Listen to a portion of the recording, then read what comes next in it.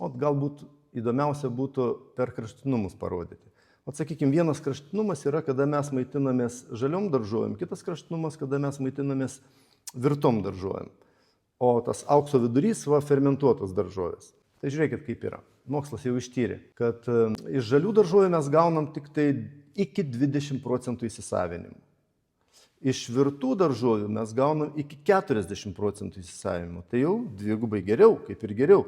Bet žaliuose daržovėse yra fermentai, yra ląsteliena, o virtose nėra nei ląstelienos, nei fermentų. Pražuvo. Raugintose daržovėse įsisavinimas 80%.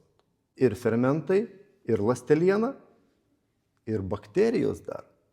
Dar mums papildymas bakterijų, atsinaujinimas bakterijų. Tai va matote, kad atsibosta, aišku, valgyti visada virtą arba visada žalę, tai mes galim pamaišyti ir raugintam, fermentuotam produktui daugiau skirkim dėmesio tiesiog. Ir iš to turėsime mes geresnį žarnyno mikroflorą. Aš prisiminiau vieną savo pacientą, vyresnio amžiaus, kuris buvo ištremtas į Magadaną ten po karo trėmimo metu.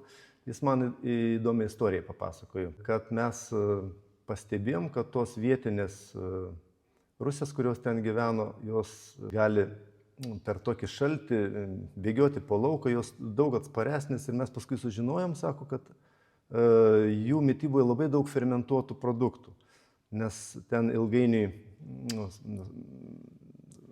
įprotis susidarė toks, kad žalias daržovės sunku davežti iki šito regiono. Tai jie išmoko juos fermentuoti. Raugintus kopūstus, dažnai raugintus agurkus ar kažkokias tai kitas daržovės, kurias kiek įmanoma jie stengiasi naudoti. Ir iš to mes, sako, pastebėjom, kad jos tikrai tokiuose sunkiuose sąlygos, jos labai sveikos moteris. Jums leidus, aš jūs pavaišinsiu fermentuotais gėrimais.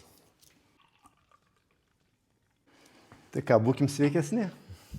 Į sveikatą. Sveikatą.